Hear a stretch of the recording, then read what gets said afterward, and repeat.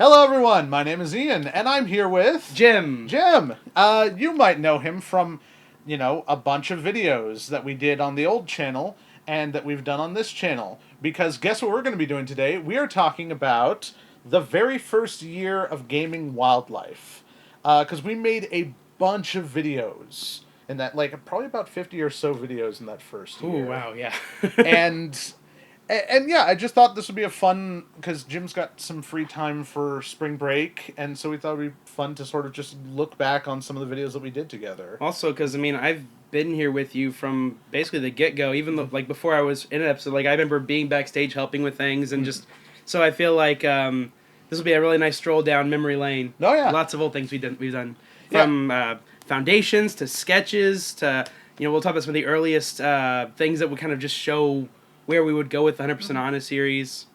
So yeah, Jim and I have known each other since high school. In fact, the very first time you and I ever actually met was when you showed up for my improv club at high school. Yep. Because no one else did, but you were just like, this sounds cool. I love Whose Lines Is It Anyway? Let's do some improv. And so yeah, I was trying to run an improv club and it didn't really go anywhere, but Jim showed up.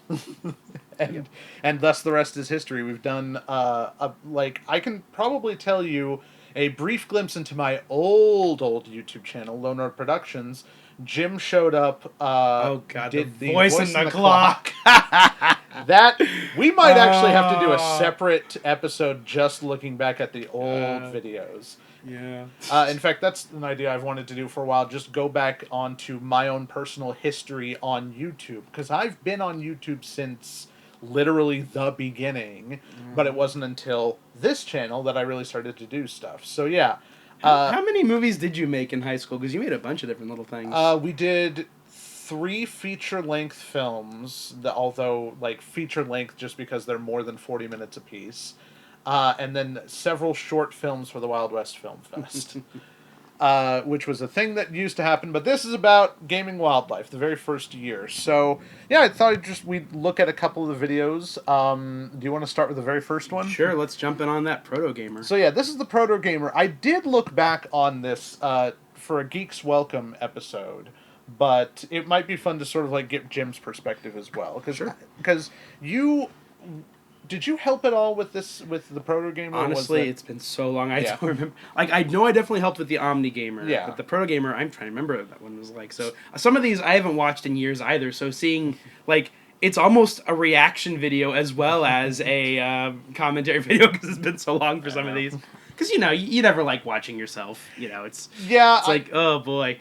There's an old saying that content creators, or just creatives in general, hate anything that they do after 5 years. It's just it's not good anymore. But these episodes kind of hold a nice place in my heart because we put so much time and effort into this. And it's a nice little time capsule of our 20s. Yeah. Oh yeah, in our 20s. Mm-hmm. God, we're 30 now. We're 34. Yeah. Anyway. Just hit play. The old logo. Oh yeah. For this episode, we take a look at one of the smallest and most vicious beasts in the gaming kingdom. I can't get past this part. Get your butt in here. This is the Gaming Wildlife Foundation. Whose kid was that again? How I don't. It might have been Shoshana's, a friend of hers or something. Oh yeah, back when we used to film in front of an actual the Gaming Wildlife Foundation.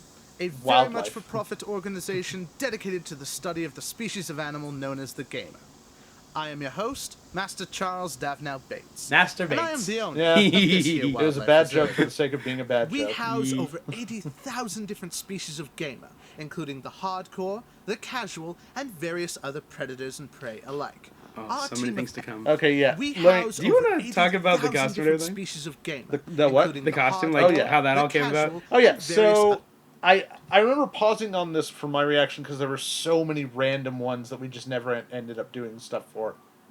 But the costume was actually a costume that my mother had gotten from a play that she had done. She had found this because I wanted to do sort of a David Attenborough by way of the Crocodile Hunter kind of character, and this costume had just come from a costume shop that my mother was just like, oh yes, they gave me this after a show.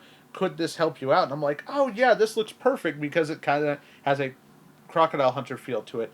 The hat is my grandfather's hat.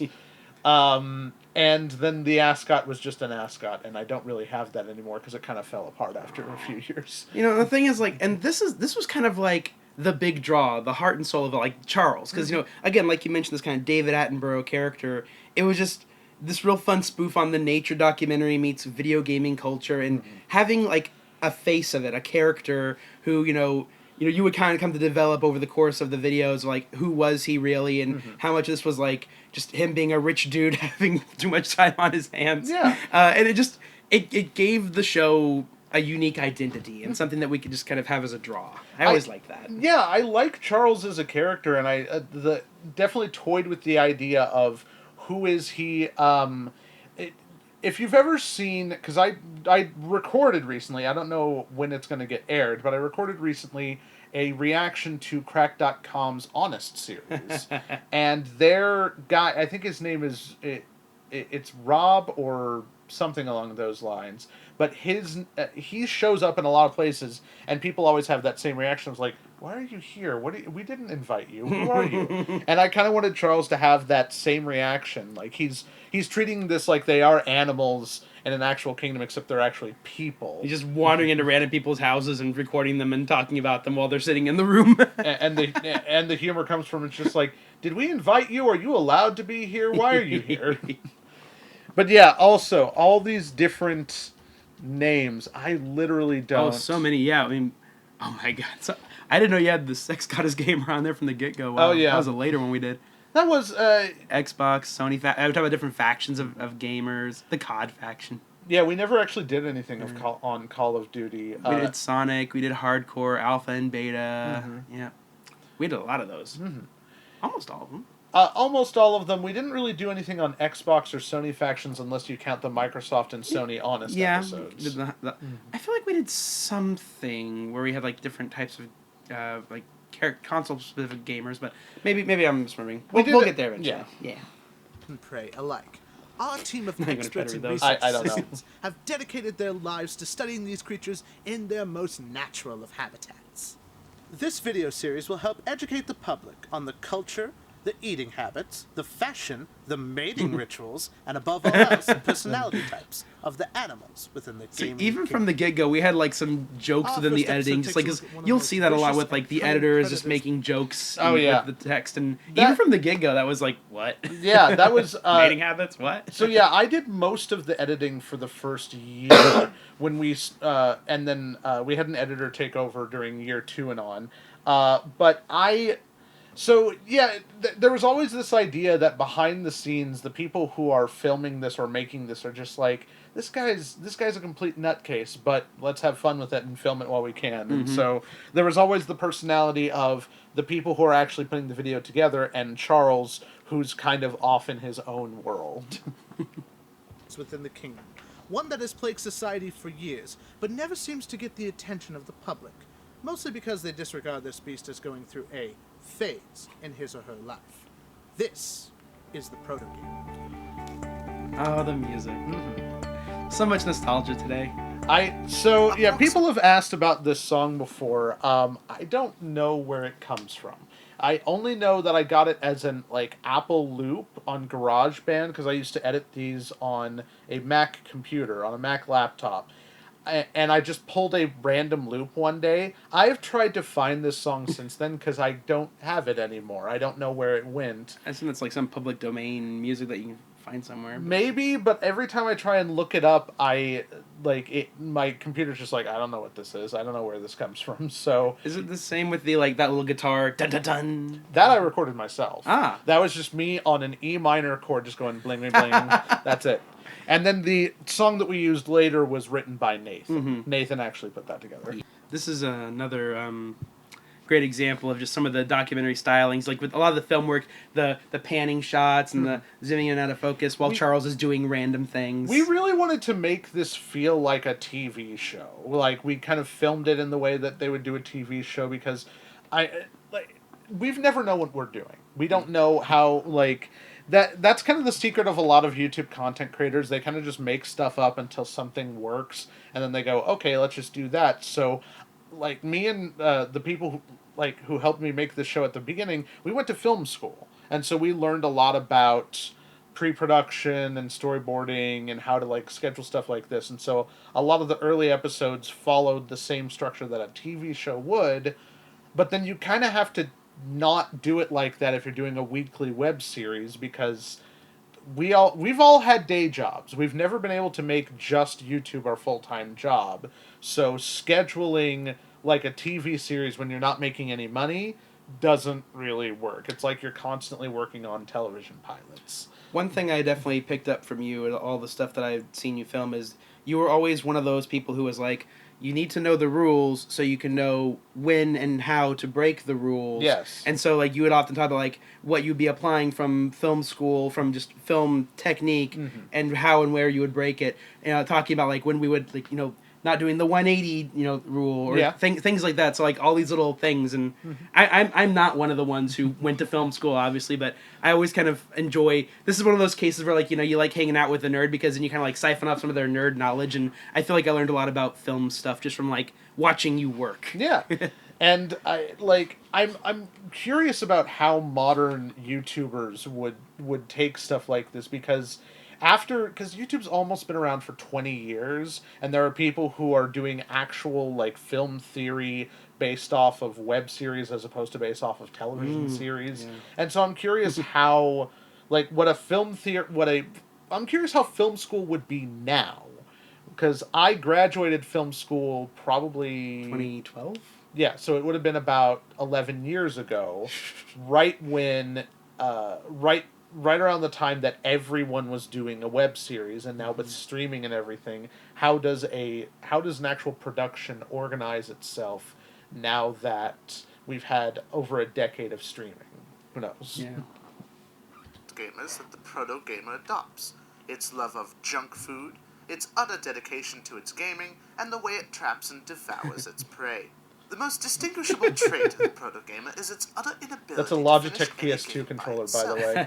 It could spend hours, even days, trying to get past just one level. And that was another thing. Like Charles himself, not a gamer. He's like, no, I'm not. I don't do this thing. Don't hand to me. Yeah, we kind of allude to that in some of the later episodes, and. I never really developed a cohesive whole for Charles. I think that's probably what annoyed some of the my other producers at the time, is that they were just like, we need to figure out who Charles is, but Charles is always kind of changing. I always imagined, well, I mean, I've kind of brought this together recently. Charles is almost like Bugs Bunny. He does what you need him to do, and he's always willing to sort of bend the rules or break the rules or change things to just better benefit the situation. Because Bugs Bunny is essentially almost like a god of some sort, but he will also absolutely get himself in the dumbest of situations. Like, you mean like how like a cartoon character like Bugs Bunny could just, one day they're in ancient Rome, next day they're in the Wild West, next day they're a superhero. Like, they could just be whatever the story needs them to be. I know there was one time, I think during the Sex Goddess Gamer episode, we had the subject come in, she's like, Charles, I need help with some World of Warcraft stuff, and he immediately starts going in and like, okay, so you have to transmogrify your armor to do that. Like, he knows more than he lets on, but less than you might think.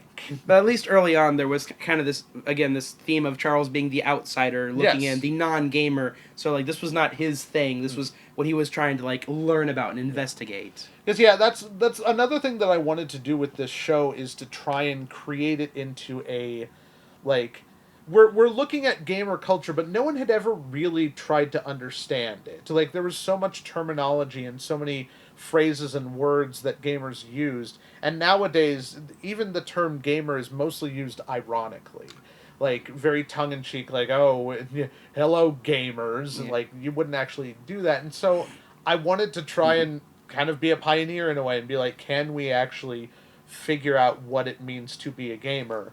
And this is the best I could do. For more on this subject, we David? go to Oh my the gosh. head of Yeah. I know research she at was the in the first one. Institute on Watching Yeah, the Young very People first Play episode. Video Games, Dr. Kevin Richards. And it's my dad. Dad. This is the first stage of how the proto-gamer sets a dominant stance inside its surroundings. First, it must reach a point in any game where it cannot continue. The most commonly recorded occurrences are the Water Temple in any Zelda game, or the Turbo Tunnel in Battletoads. Oh, Battletoads. Next, it lures a larger creature in. Typically, anyone in the local area. Oh, whether Doug's it be fantastic. a I love him. sibling Yeah. or a parent, My dad's the best. through a series of primal calls we've named Persistent Nagging. Once the prey has been captured, it will be forced to play the game endlessly, slowly being killed through its onslaught of backseat game. We also do a backseat gamer If episode later. another animal were to enter the den of the proto-gamer, they too would be subjected to its nagging, typically luring in the new prey with smaller inquiries like, "It's just this level," or "I can't beat this one boss." It would take quite a strong-willed person to endure and refuse the plight of the proto-gamer, but would be more successful if said person was related to the beast through a family. This is The another proto-gamer's main... another thing that just I love that we did with these, and always trying to bring in someone to play the expert.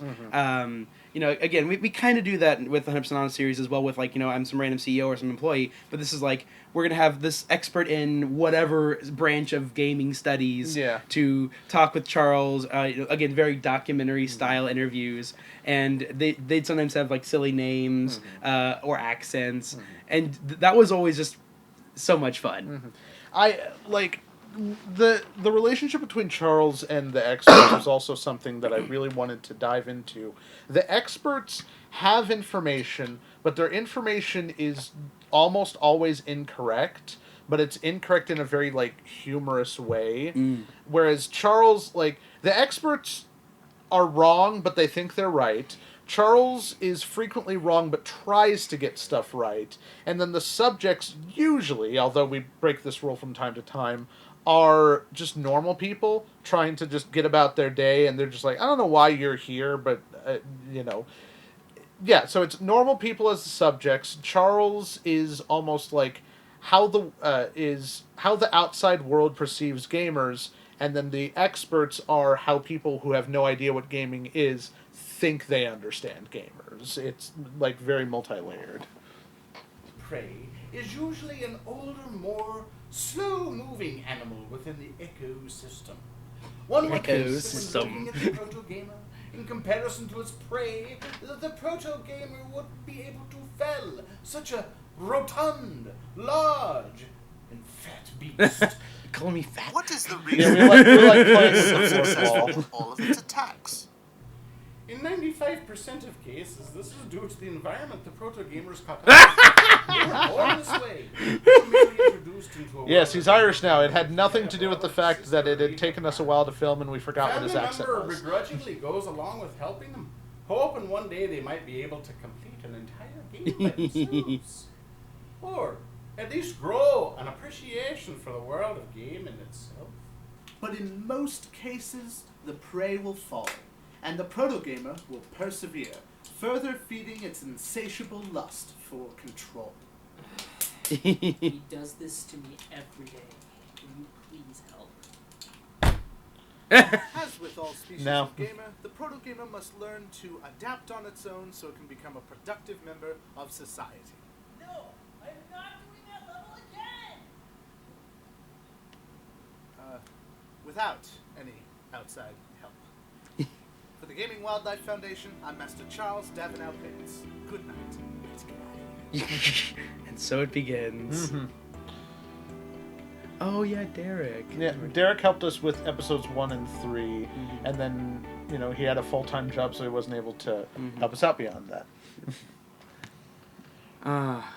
That was so nostalgic. Oh, yeah. You could definitely see just the age of it, though, like the video quality, just some things. This is 10 years ago. Yeah, we shot that on a Sony HVX, which was a revolutionary camera at the time, because this camera, believe it or not, recorded onto a hard drive that were about this big. in the back, like you have to actually insert it into the back of the camera, whereas most hard drives that we film on now are Yeah. these.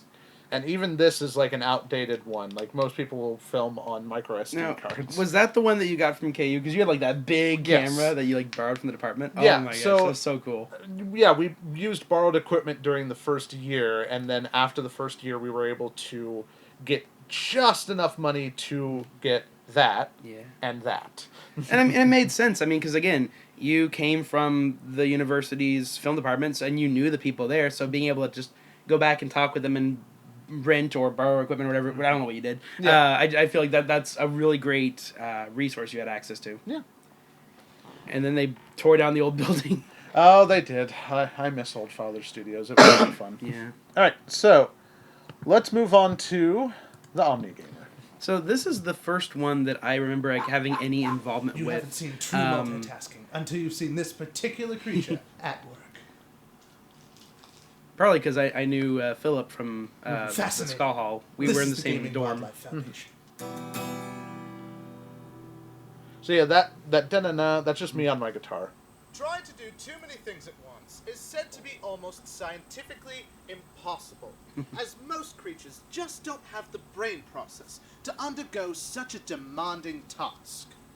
This brings us to our subject of today, a species of gamer that revels in the art of multitasking.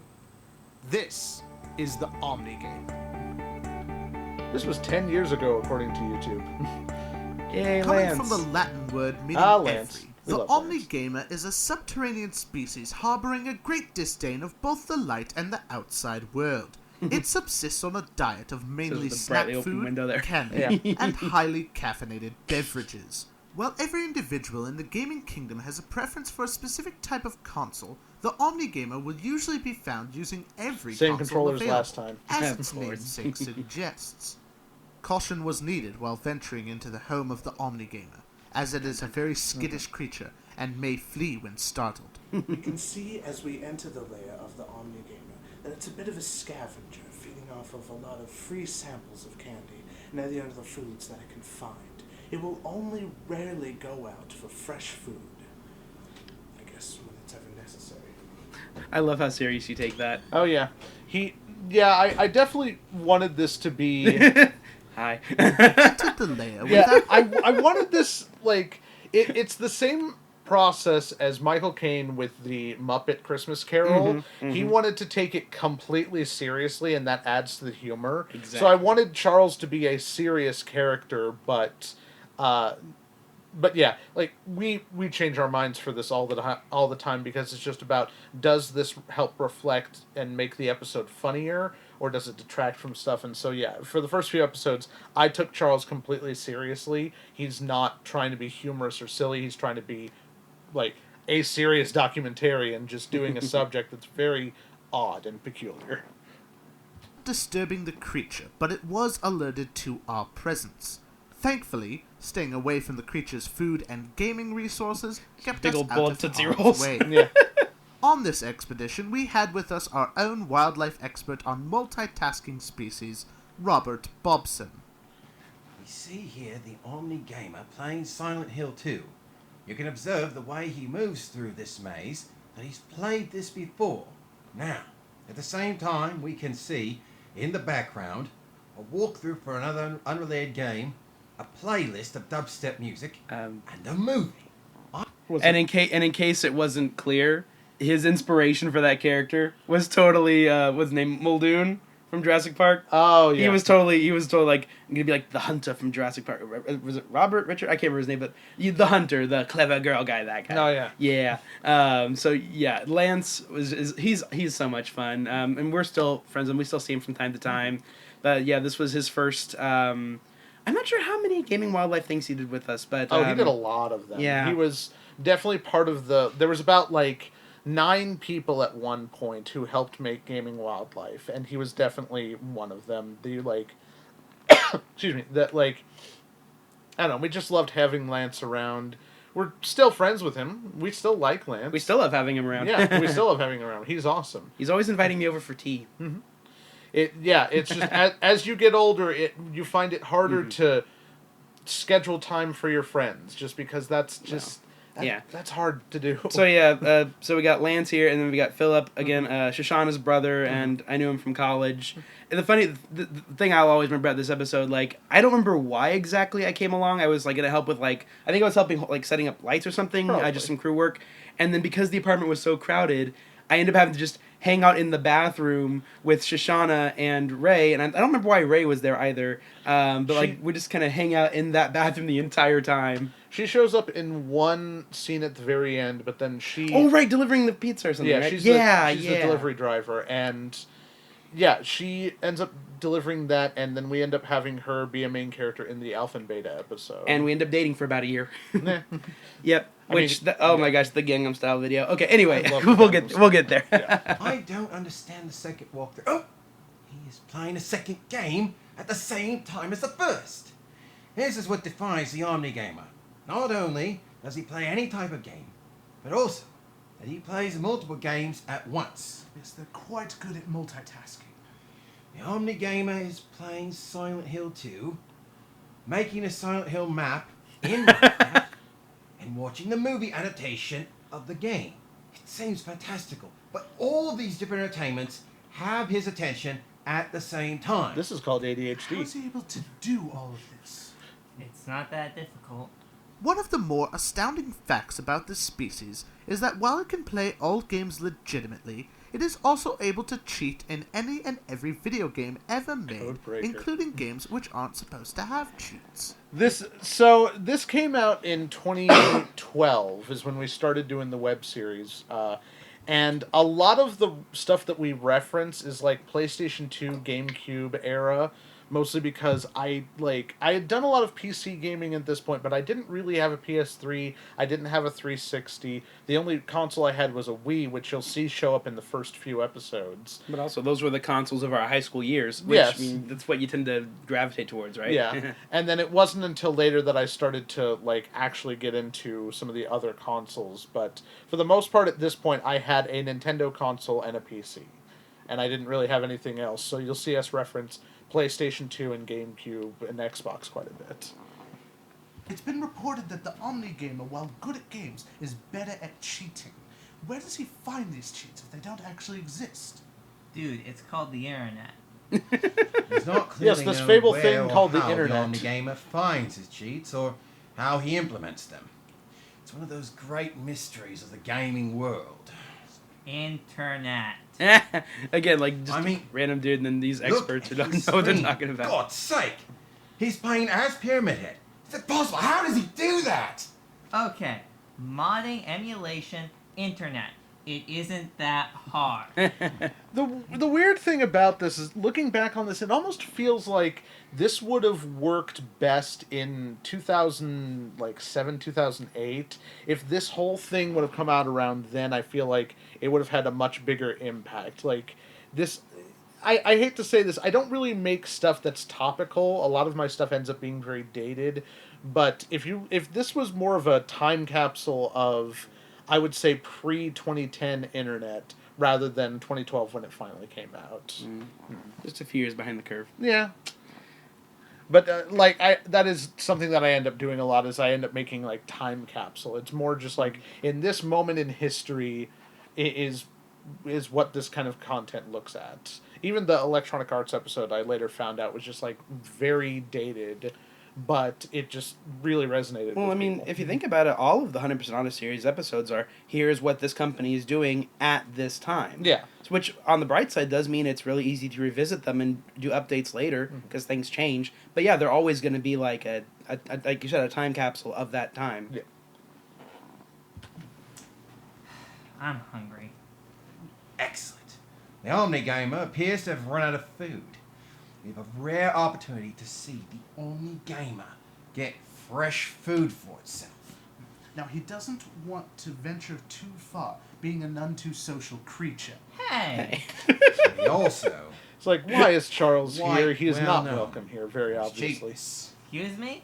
The Omni gamer will seek out the least expensive of sustenance, requiring the least expenditure of time, money, Do you or still have energy, that exact same which he wallpaper? will expend Yes. exclusively I towards use his that wallpaper on games. everything. We've got a rare opportunity here. the Omni Gamer is going to be forced to interact with someone from the outside world. Best yet, it's a woman. Let's watch. Ooh. Yeah, this hasn't aged well. Yes, the mythical female of gaming. In 2012, they did not exist.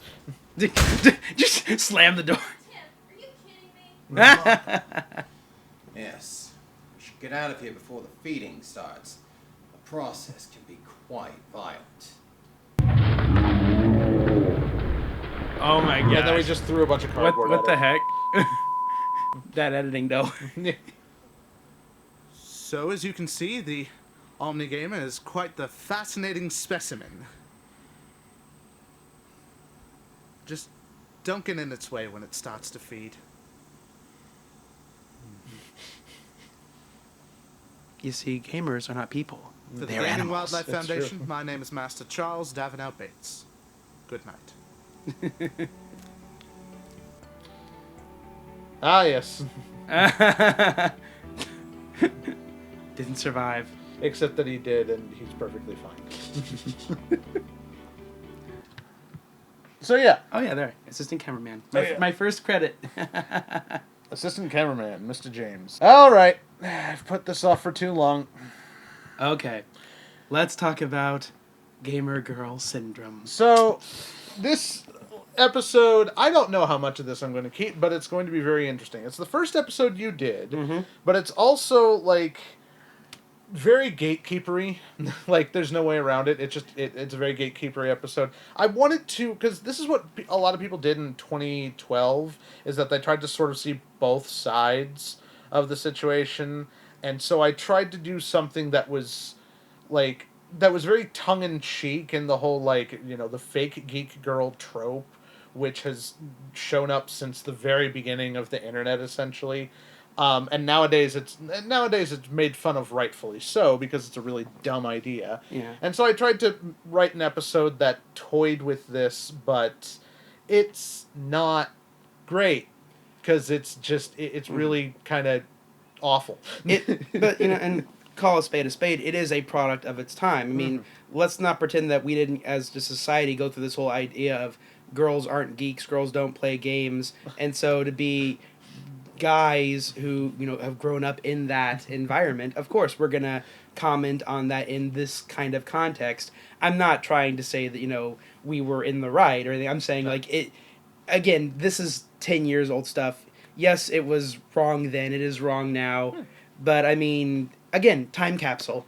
This is how we view life. I will say this, that probably Gamer Girl Syndrome and Sex Goddess Gamer, because they were deliberate clickbait videos, I think drove a lot of the views early on. That's the problem with Geeks Welcome, is that we don't really have any deliberately clickbaity videos now.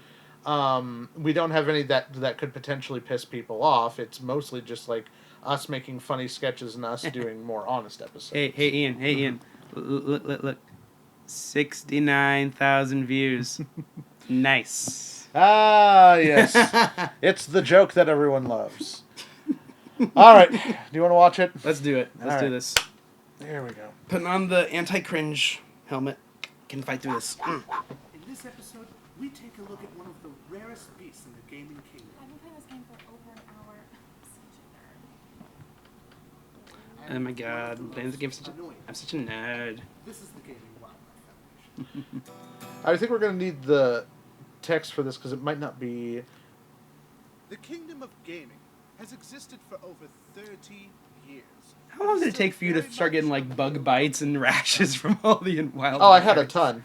One of the rarest sights within the kingdom of gaming is, in fact, a female. Though they go There's by another names, the two aspect of most the time. common A are female. Girl gamer and gamer girl. Well, they technically mean the same thing. A disparity has been created within the kingdom about females who seek attention by claiming they're a gamer, but they don't actually play games. No one did this, Some by the think way. that the girl gamer embodies this trait, while the gamer girl is a female who just happens to like playing video games. Which is what everyone Others is. say it's the other way around. Upon further research, we have found a term that can best describe the attention seeker without accidentally including the true female gamers. This is when an individual suffers from The Gamer Girl Syndrome. Oh, this episode's bad. Oh, I like the this episode. subtitle. The gamer girl Cindy, according to the subtitle. Before we dive into the syndrome, we must first take a look at the basic subject, the female gamer. Not much can be said about the female gamer that couldn't be said about her male That's Lori. counterparts. Lori She Winkle. likes She's an games. actress. She plays them. I think This she's can be out anything from in a simple casual game of Atlanta Tetris now, or maybe? Angry Birds Does to voiceovers something more and stuff. complex like World of Good for her. Warcraft, Skyrim, or Silent Hill. Ultimately, the female This is the second episode we featured Silent Hill. I Yeah. must have been playing Silent Hill at the time. You do like your Silent Hill. It's fun. Much like a lot of the other species in the kingdom. For more on the subject, we go to the head of the University of Gaming's Gender Politics Society, Professor Susan Anthony. And it's I Maggie. didn't remember Maggie was in one of these. Oh yeah, Maggie Yay. did quite a few of these. Love Talking Maggie. about gaming can bring her unwanted attention. Sure, she can talk about games that she's I think played, she's also told me but since then, isn't she's like, her wow, I goal really to didn't try like and this get episode. attention I'm from like, games? yeah, this Instead, episode's her goal is not to try held and up very find well. friends that she can talk to about gaming or even play games with. It isn't a popularity contest. She actually likes Skyrim because it's fun. She'll put hours into World of Warcraft because she cares about decent armor and weapons. She likes games the way that some people like writing or sports or science fiction. It's a hobby. In fact, she doesn't want to be called a female gamer or a girl gamer. She just wants to be called a gamer. So we understand her mentality. There's She's some just good another stuff in member of here. the kingdom and Yeah. wants to A lot of remain stuff is that good. way. But what Said about by a the bunch female of gamers like suffering from 20-something gamer white girl men. syndrome? Fair. Gamer girl syndrome is still being heavily researched, as we don't know a lot about it. Is it a state of mind for more primitive animals, or a disease caused by society? Disease. It's possible We that live in a girls fall into society. this category, though it's very rare. A female with gamer girl syndrome simply can't stop talking about all of the games she plays. She probably has tattoos of something from the gaming culture. I like that tattoo. keychain, and she wears shirts from Snord Tees. Oh yeah, Oh, Snorg Tees. I remember that. They were one of the first. Okay, actually, let me go off on Snort Tees real quick. They were Go one for of, it. because they were one of those websites. This was 2012, and basically they just created. I think they were one of the first websites that actually created when people would say, "Oh man, wouldn't it be cool if they made a T-shirt like this?" Because you'll see a bunch of those sites now that are just spam bot sites that will make random T-shirts about random things. Like someone will go on Twitter and say, this should be made into a T-shirt, and then a week later there is an actual website dedicated to just that image on a shirt. And you see them all over your Facebook ads. Yeah, and I think Snorg Tees was like the 2012 version of that. I don't know if they're still around. Future Ian can probably say, yeah, Snorg Tees is still a thing, or they just sort of died out because they just put random stuff on T-shirts that nobody wore back then, but that now a lot of people wear. So it was... Yeah, they definitely...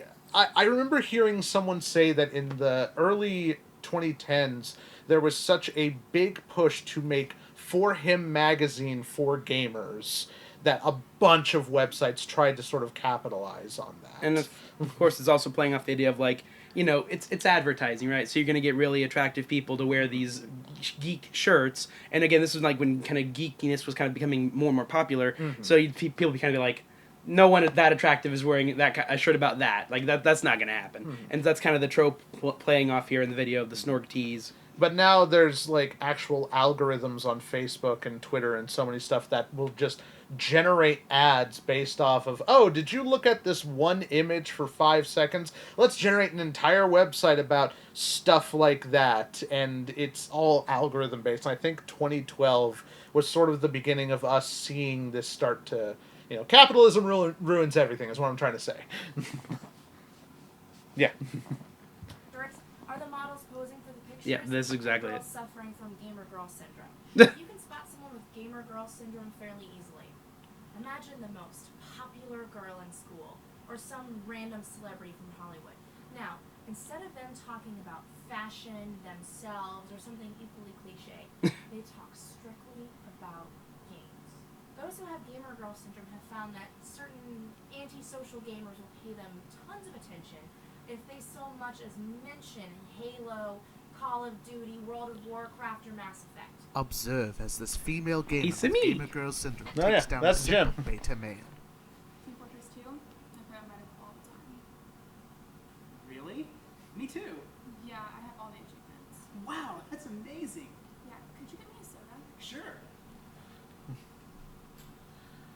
It's Ladies and just gentlemen, this is horrific. what's called It's a like straw she man. didn't even try. There's a specific label that these women get online, but it isn't appropriate to say here. That's all right. We'll cut it if it's too crass. All right. Usually, they go by the slang term attention whore. Attention blank. Oh god, YouTube even cut it. Be male or female and have an appreciation of games. Women with gamer girl syndrome crave attention from the males of the gaming kingdom so badly they'll go to any length to get it. The truest form of attention whore there Oh, I is. vaguely remember From that what we lady. can tell, those suffering from gamer girl syndrome ought to be avoided, lest you fall into the trap of Charles, you're giving being them. rude. Exactly. Get out of the way. Charles is always in the way. Being really distracting. For the Gaming Wildlife Foundation, my name is Master Charles Davinow Bates. Good night. Shut up.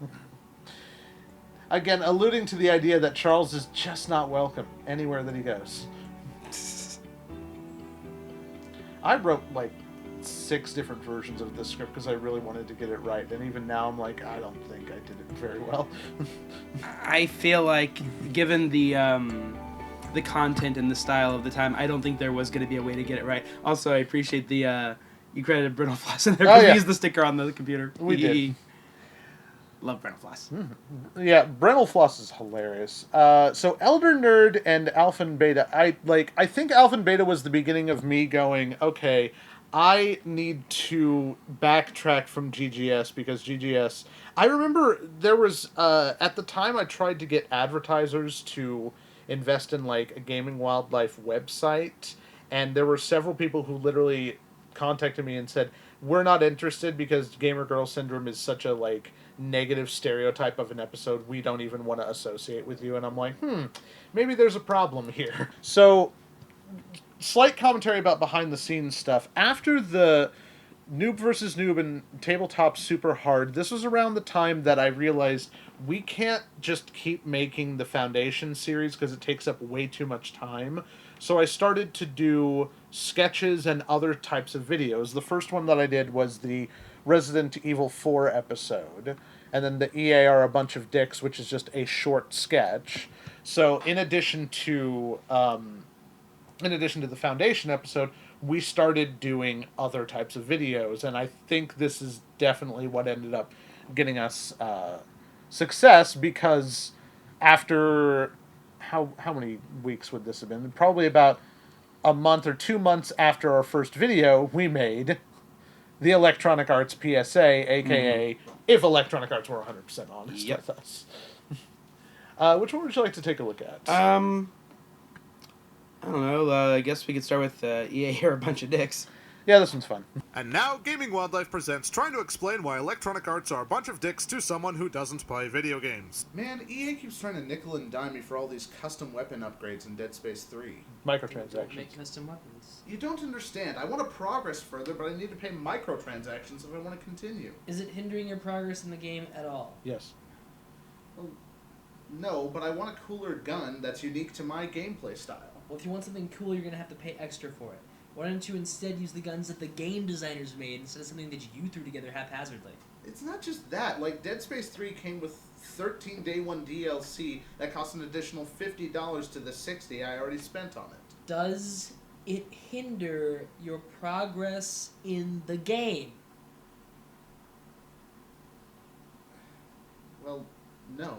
Then don't buy them. You don't understand. Extra stuff like this used to actually be included in the game and not just extra stuff that you have to buy. Take, for example, Agent Under Fire, an EA game from 11 years ago. You can unlock extra stuff like a golden gun or regenerative health just by beating the game faster. Nowadays, if they were to include stuff like that, it would be the Golden Gun DLC for $1.99 or Regenerative Health DLC for $2.99. Okay, so 11 years ago, when games cost a tenth of what they do to make now, EA was able to put extra stuff like that in its games, and players like you got used to it. So now EA can't afford to make games for $60 a pop, and they have to release extras like DLC to cover their losses. And you're mad at them for that? I mean, yeah, they've kind of gotten a bit out of hand now. Well, I mean, when you say it like that, you make all gamers sound like entitled pricks.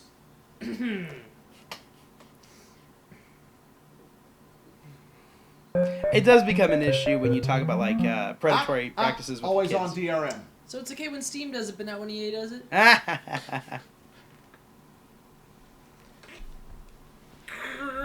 Yeah, as long as your kids don't get a hold of your credit card information and able to like buy a bunch of DLC things in their mobile games. So yeah, then it becomes an issue. It definitely felt like back in 2012, the whole extra DLC and microtransactions were kind of just a phase that people were going to grow out of, and now 10 years later, they are just everywhere. Every single publisher uses them because every single publisher is like, we have to figure out a way to maximize profits on everything. Do you want to talk about our first attempt at jumping on the trend bandwagon? Yes, we did a couple of these. We did because if you're gonna do YouTube, you kind of have to do extra YouTube stuff, and sometimes you just got to jump on bandwagons. And so we did a trying to optimize our what's it called, SEO, search engine optimization for Gangnam Style, because everyone was doing a Gangnam Style parody because it was the first video ever to reach 1 billion views. It literally broke the YouTube algorithm. They had only written it so that a video could get like 1 billion something views, because they were just like, it's never going to get that big. And then they had to rewrite the entire coding on the website because Gangnam Style broke it. It probably would have more views than 1 billion now. It's just that it reached the maximum limit and wasn't able to get any more. This is one of the when you start doing things with like you have Ian the director and Ian as Charles. Oh yeah, I wanted to. This was again another trope of a lot of content creators at the time. I know Nostalgia Critic did this, Linkara did this. It was a thing you did in 2012 where you would have the person behind the scenes be an actual character and the person on screen be an actual character. So yeah, Charles, this, I don't know if you can tell, but I literally just like filmed a shot of me here, filmed a shot of me here, and then you can't actually see it, but it's just cut right down the center. And then the director always had the Pink Floyd hat, and Charles always had his hat. So like those like the signature look of the characters. Yeah, this is very much a like. Content creators did this at the time. I want to do this. Well, that's too bad, because you're gonna. I don't have time for this. I've got to get the next episode ready. I've got the next episode handled. You need to go in there and learn something from someone who actually plays video games. But go. Fine. Charles is going to learn about video games, so help me. Hello? What are you doing here? The director said you were going to help me train in the world of video games? It was come in. Rage Gamer, right? Yeah. Yeah. The Avery was the Rage Gamer. Thanks. Look, I just don't have time for all this. I've got to get the next episode ready. Don't worry about it. We've got a montage going on. Do we have a song? Yeah. What song are we using? We literally, I'm probably going to concerns about muting or... Yeah, I'm probably going to have to cut the audio on this because YouTube will absolutely copyright. Like, they gave us a copyright strike for this, which is probably why it only has about 3,000 views. Yet, so many other people did parody songs of this. You can mute it and we can just talk over it. Yeah.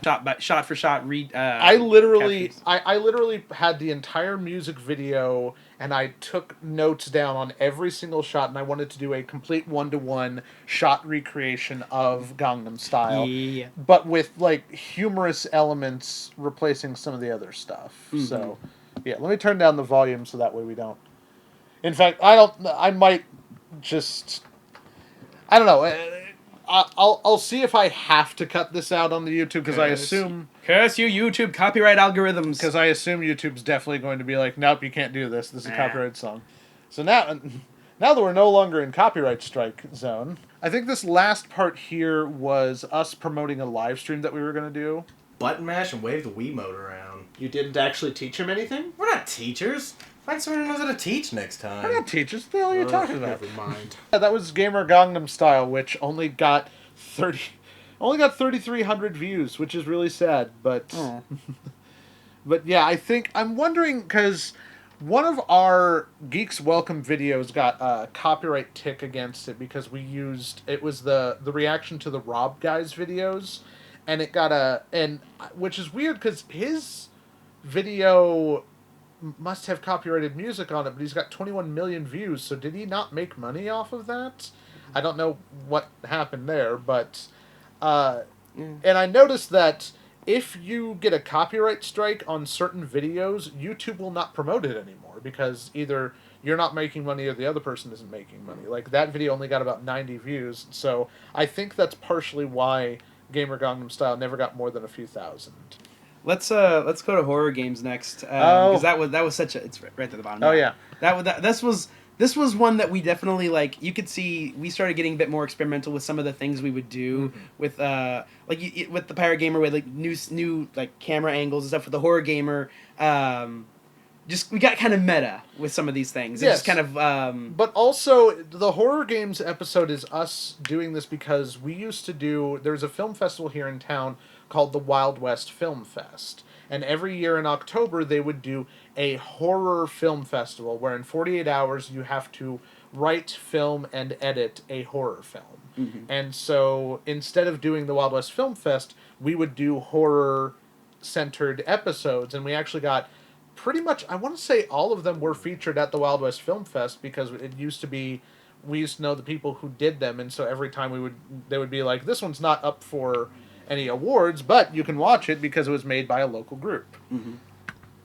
Also, we were featured in the newspaper twice, which that was always fun. For the record, like, I do not play horror games. Like, I've tried a few, but like for the most part, I'm not great with jump scares. So this was really pushing it for me. It's like, I'm never touching this game again. I love doing horror films. I miss them very much.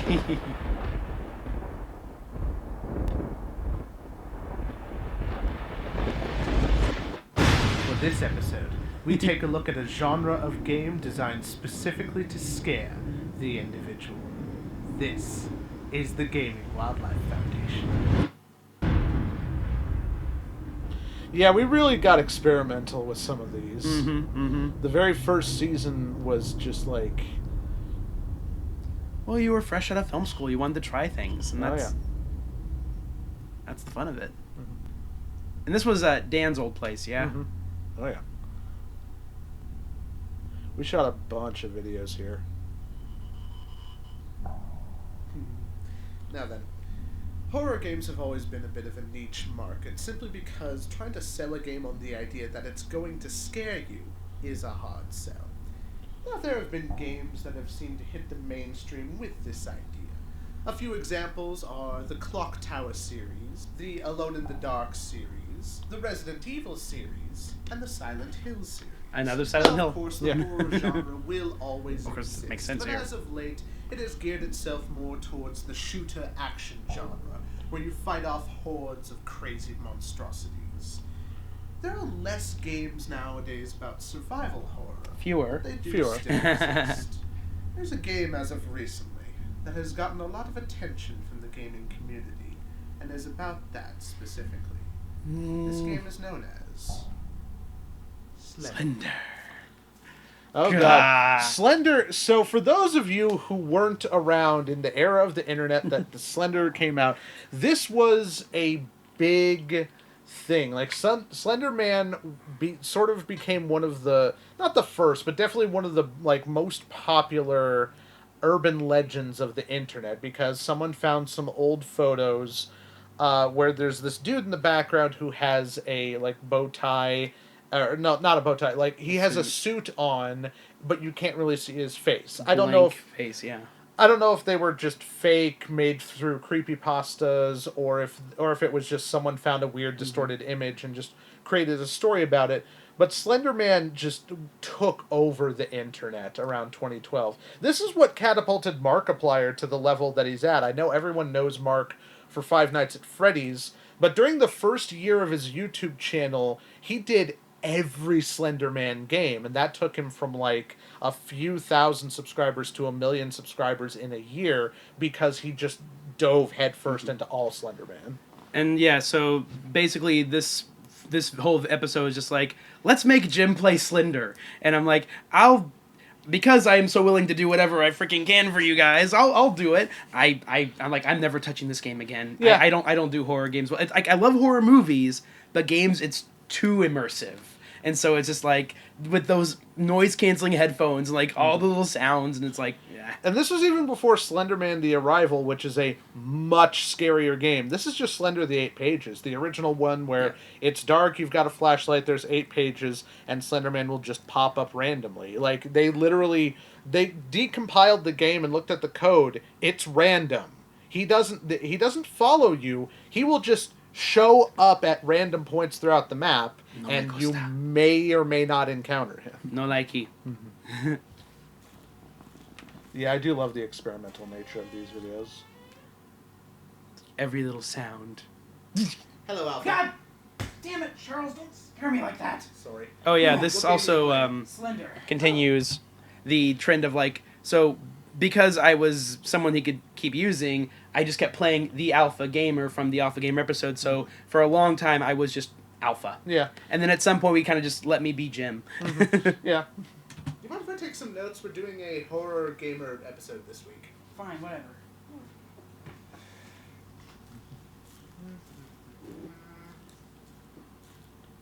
We really toy with the sound effects. I'm wondering if Nathan did the sound editing for this, because Nathan's very good at like horror game sound or horror sound editing.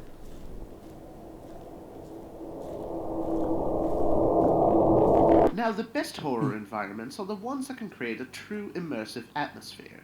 Charles, what are you doing? I'm just doing some narration. Keep going. The immersion factor helps when the player makes the effort himself to change the environment. Again, like acknowledging Charles as the narrator, kind of playing with the meta. And using noise-canceling headphones makes for a better gaming experience. Developers can't rely entirely on that, though. Going for a minimalist approach when creating a tense horror game is key. You want to go for limited visibility, a single, simple objective, in addition to sound effects and music that aren't distracting. Most horror games ramp up the atmosphere slowly, letting the music and sound effects become louder as the game progresses, giving the player a greater foreboding sense of dread. Charles, you're freaking me out. I can't help you. Keep going. Ramping up the tension when Oh the yeah, player meets an I Can't Help You was one of it. Whenever we did the Wild West Film Fest, the 48-hour film festivals, oftentimes they would say you have to include one phrase in there, and so the phrase for this festival was "I can't help you," and so we wanted to include that in our video for the crafty. Yeah. I like that. objective is a good approach, but if you wish to truly frighten someone and give them an experience they won't forget, you need to toy with their sense of anticipation.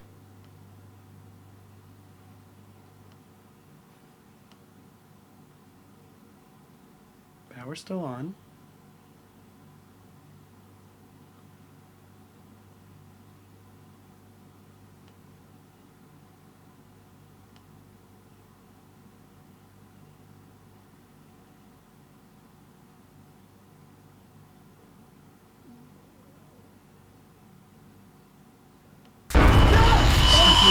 Even today, I still jump to that. Imagine, this can't be real. It's just a game. It's not real. It's just a game. It's not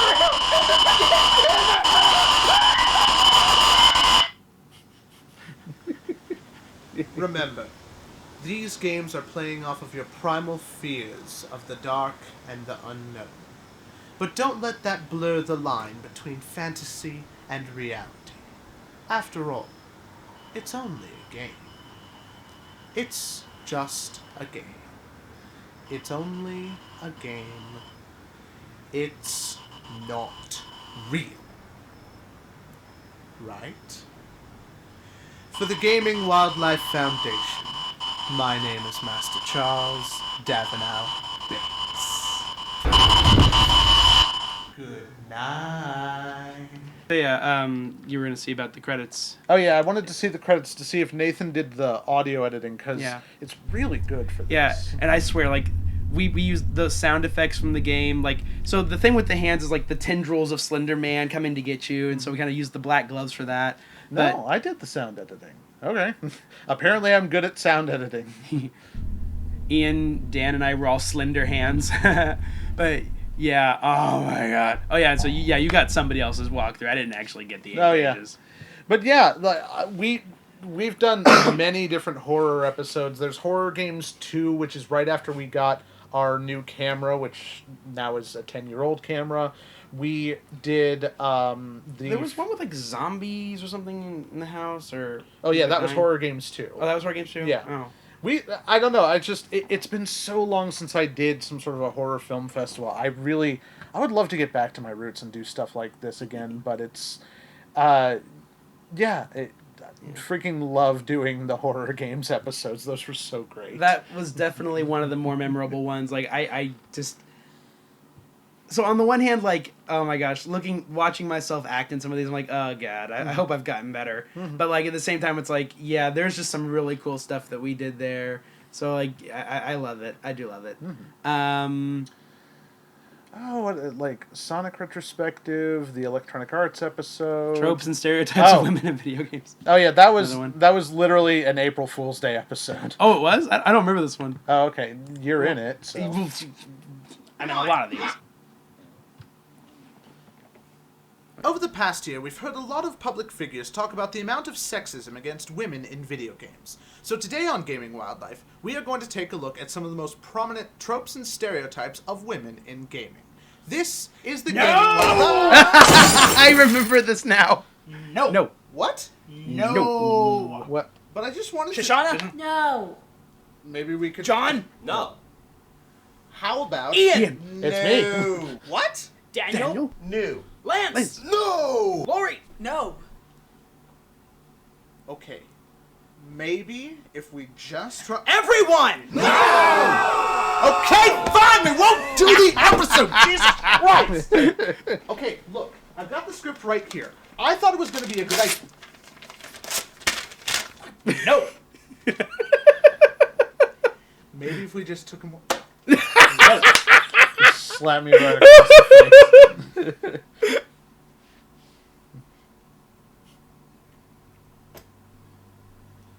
Well, for the Gaming Wildlife Foundation, we'll see you next week. Okay, yeah, I do remember that, and I remember loving it. Yeah. But that episode totally wasn't in response to any other episodes we've done, right? No, absolutely not. No. Definitely didn't. Literally everyone. Okay, fine, we won't do the episode. Jesus Christ. You had mentioned... Oh, this is my favorite sketch we've ever done. That was fun. Let's watch the Modern Gaming Diner. Yes. My first attempt at an accent. Also, yeah, we had the new logo sometime around this point, too. Yeah. Bonsoir, monsieur. Welcome to the Modern Gaming Diner. Hi, I've heard about this place from my friends. They say it's really good. Oh, we have the finest food here, monsieur. Would you like to hear our specials? Well, yeah, what do you have? Our most popular item is our AAA title, the Chicken Strip Dinner. Ooh, that sounds really fancy. Oh, it is, monsieur. Our chicken is rendered in the finest herbal delicatessen sauce. It received a 9.0 rating from the International Gourmet Nutritionists. IGN rated it a 9.0, huh? Must be really good. Indeed, monsieur. I'll take it. Excellent choice. Très magnifique. In case you can't tell, I am French. Also, I decided to Indeed. I shaved just the top of my mustache, like a tiny thin little mustache. I was trying to go for like a very thin French waiter mustache. Okay, all right. So yeah, I always freaking go too far with these things, but I love it. That's it's also goofy. That's also why you're really good at this, is because you're willing to just go the extra mile. I will make a fool of myself on camera, and not even for money. I mean, yeah, we paid you a couple of times during the course. A couple. Indeed, monsieur. I'll take it. Excellent choice. Très magnifique. That's it. What is this? Our Chicken Strip Dinner. The finest AAA title we have. It's, kind of bare? But our chicken is rendered in the finest herbal delicatessen sauce. It is the best chicken we could possibly make. I don't care if your chicken has HD rendering. I was kind of hoping for something more substantial than this. Oh, then you must try our Doulesh Caesar options. Well, that's more like it. What kind of DLC do you have? We have DLC. the French fry DLC and mashed potato DLC. That comes with an optional gravy. Well, those sound great. I'll take them. Oui, monsieur. Thank you. That will be $65. $65? Oui, the chicken strips are $50 by themselves and $15 for the DLC. But you can invite your friends for our hors d'oeuvres. Multiple player hors d'oeuvres usually sell the meal by themselves. I don't care about a multiplayer experience. I want to be able to enjoy this by myself. Then you still need to pay the $65 for the full experience. I am not paying $65 for this meal. I am going to the diner across the street.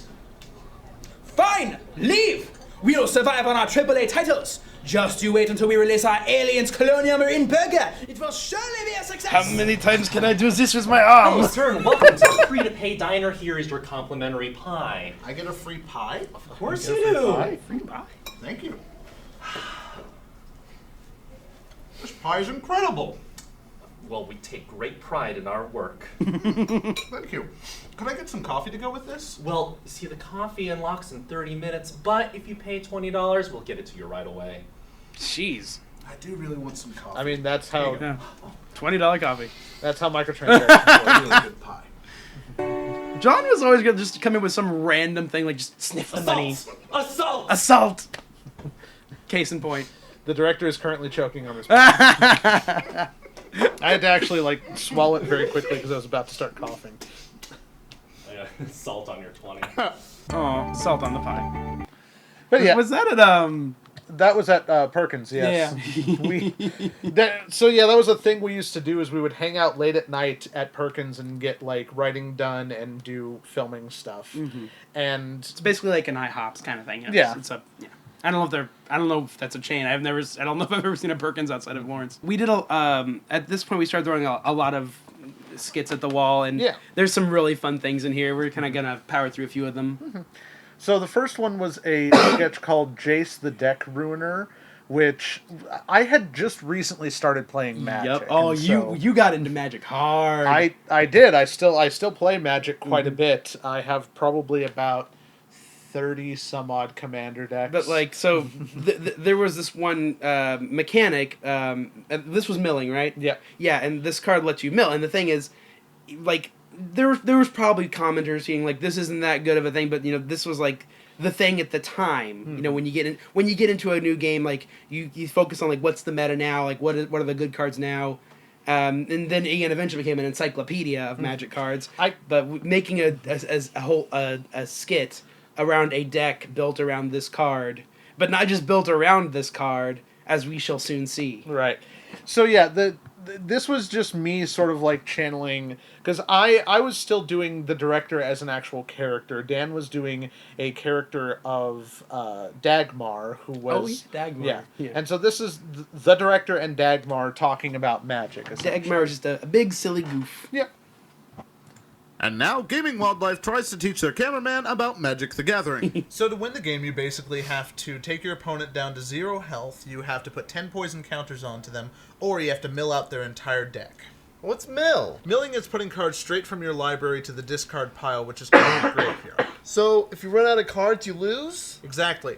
One of my favorite cards to do this is a guy called Jace, Memory Adept. Wow, what does he do? I kind of want to wait. I kind of want to go back and look at the cards in the actual. So, if you run out of cards, you lose? Exactly. Binder. One of my favorite cards to do this is a guy called.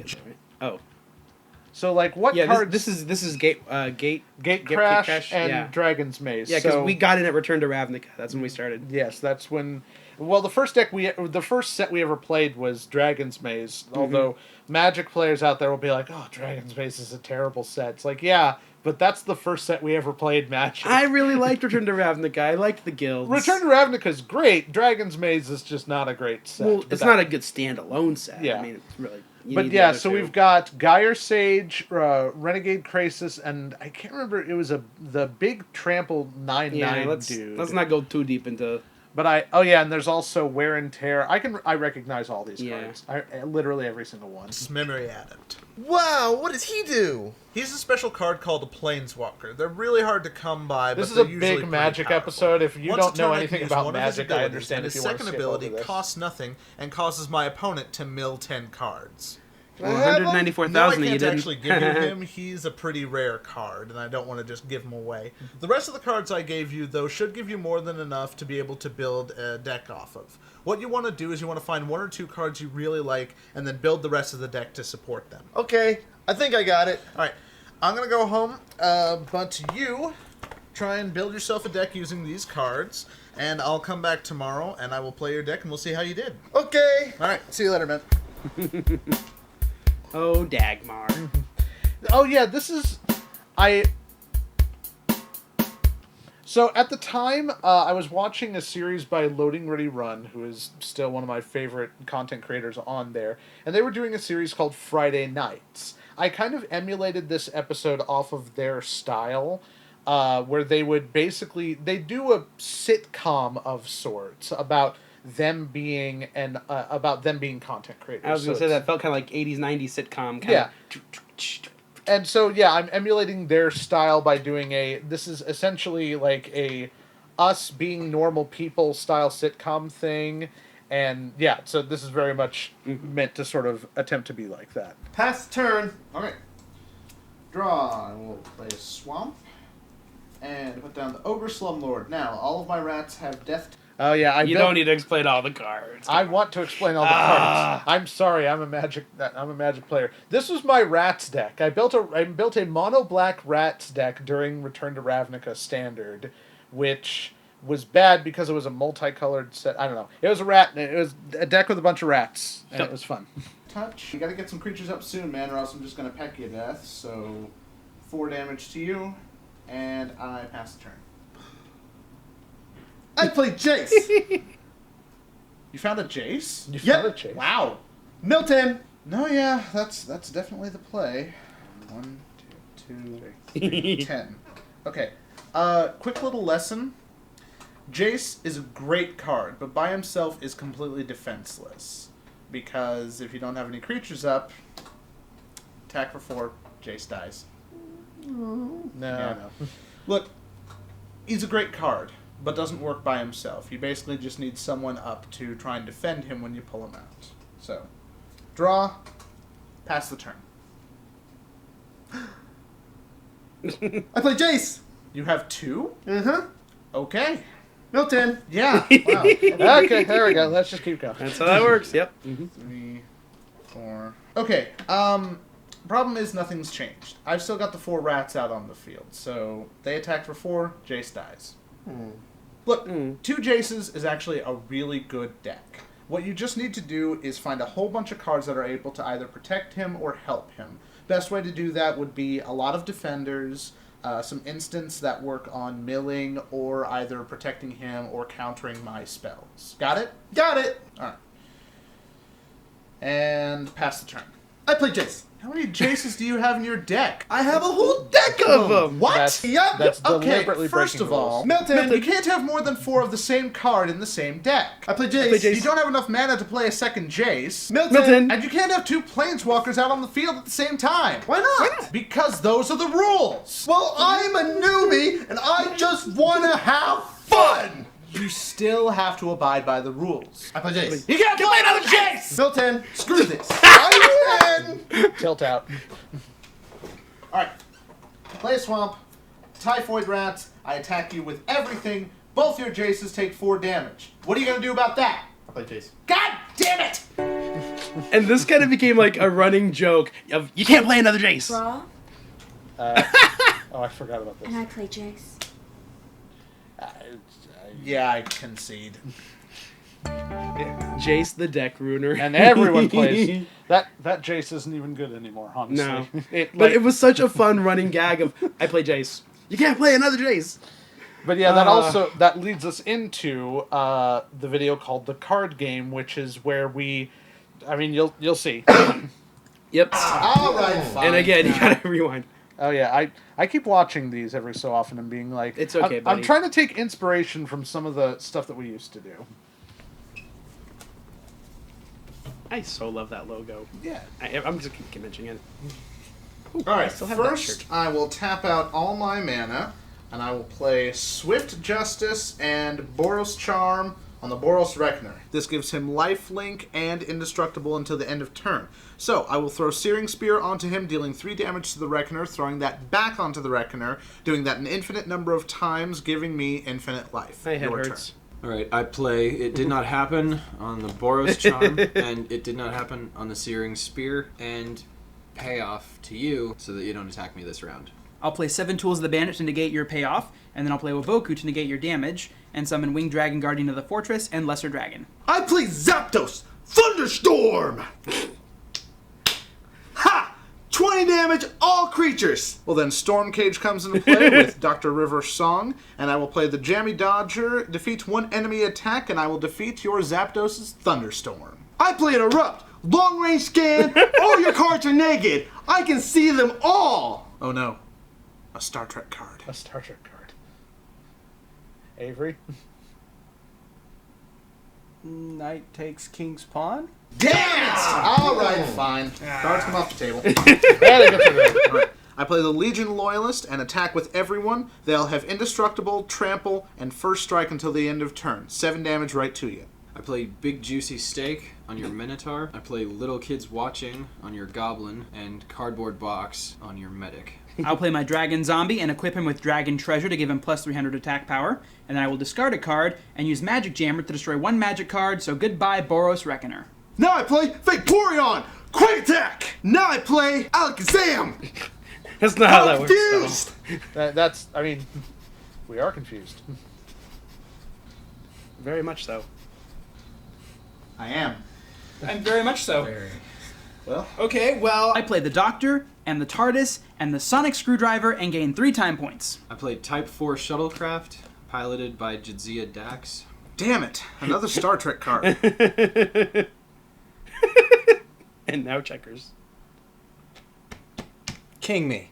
Yes! Aurelia the War Leader comes in. Both my guys attack, then she attacks, they untap, and they attack again. 11 damage right to you. I play Manufacturer's Recall on the TARDIS, and I play Lotus Powder on the Doctor. I play Fickle Fortune to redraw my hand. I play Ninja Lore, Call in a Favor, and Blank Check to gain the official Ninja Burger Wakasashi, Katana, and Black Sports Car. I'll play the Lord of Dragons and give him the Flute of Summoning Dragon so I can special summon 2 cards from my hand and bring out the Blue Eyes White Dragon and the Red Eyes Black Dragon. Wow, you actually have Blue Eyes White there's Dragon. more. I play Change of Heart to Wasn't take hard to come Aurelia and sacrifice her, Red Eyes, and my Dragon Zombie to bring out Slife of the Sky Dragon. Now that's Now I illegal. play Charizard! Fire Spin! There we go. Will I play the Cybermen, the Silence, the Weeping Angels, and the Daleks? I play Only a Test to negate all negative effects and interrupt Gift of the Tormentor. All of your points are now mine. I play Jace! You can't play another Jace! There you go.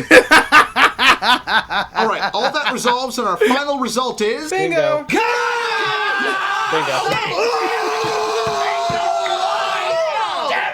What am I doing with my life? That's not fair! I want my mommy! Written. Yeah, really. So tell me again how this bingo card works. You play it and you win the game. Well, when do you get it? You get it at the beginning of the game. That sounds incredibly broken. You have no idea how to play this, do you? Do you? That was so much fun to do. And again, just every kind of card game we could find, just thrown out there. Oh, yeah, I put it down here. Ever heard of Calvin Ball? Yeah, that with card games. Oh, yeah. Oh, hey, look, there's the next one. Yes, that is the stuff gamers don't say. I'm probably going to have to bleep that so that YouTube doesn't... We're not monetized. Who cares? You can't say And that now on gaming... So YouTube's been a real stickler on, like, profanity recently. There was several... Yeah, there were several YouTubers who actually got many of their videos demonetized recently. If you know who RT Game is, he'll swear during his videos often.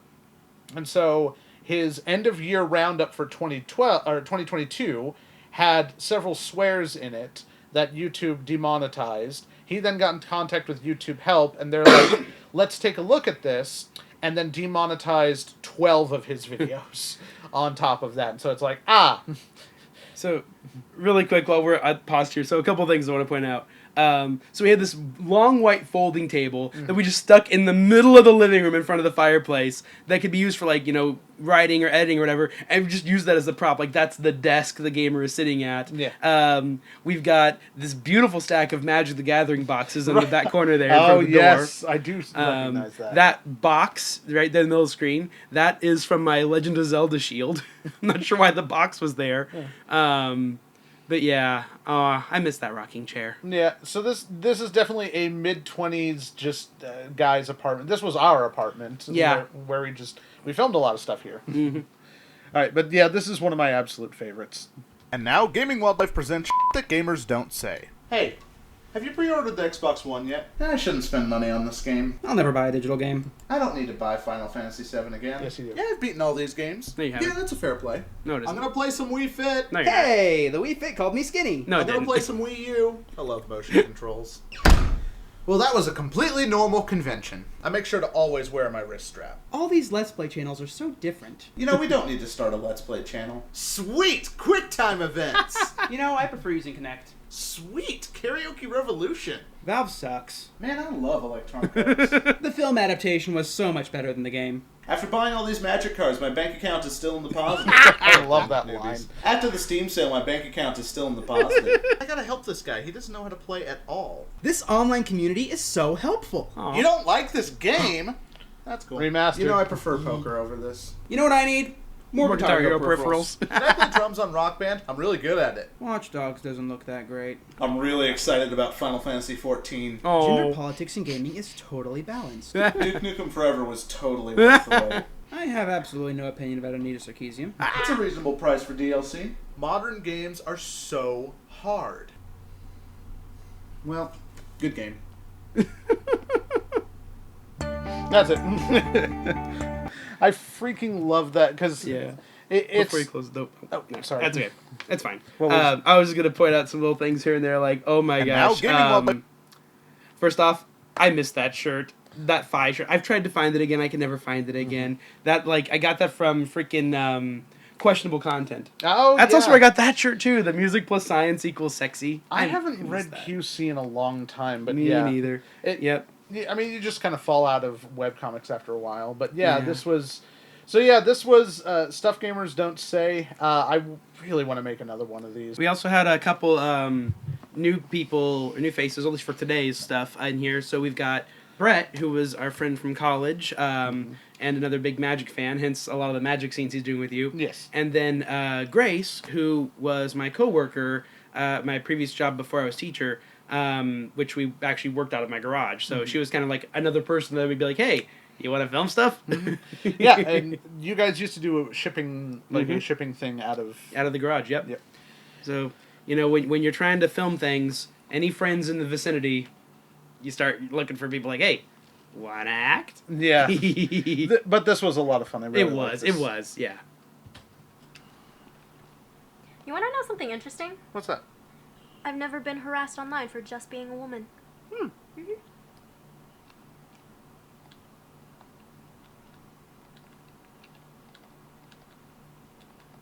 And now Gaming Wildlife presents Gamers Don't Say Too. I want you to go on a long rant about how your Magic deck is so good. My Xbox 360 still hasn't red ringed. My D&D group has been playing for more than a month. Dead Space is a rich and fulfilling horror experience. Oh, Rod of Ruin.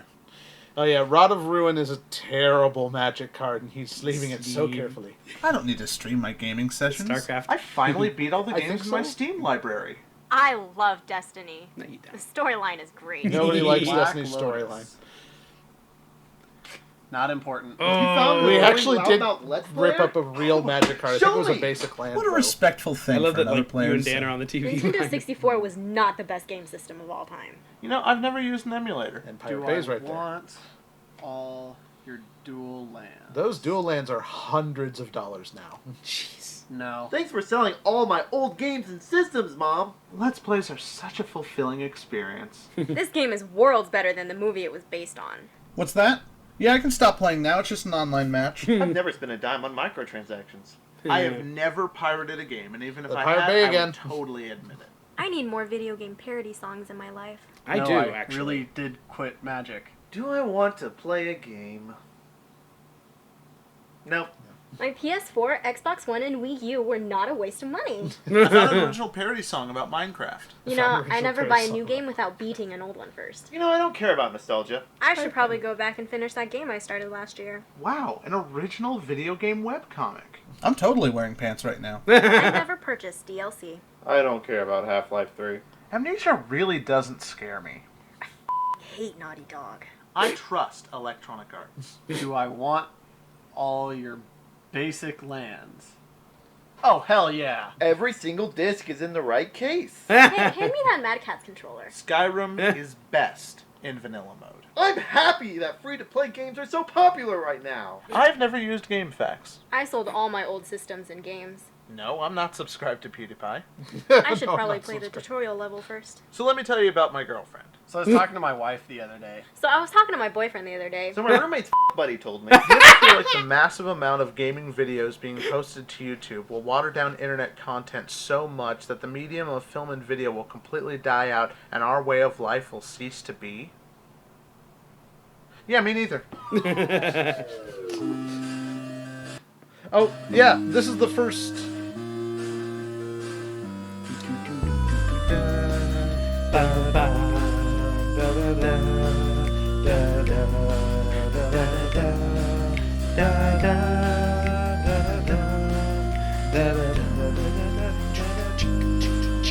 Nathan wrote this.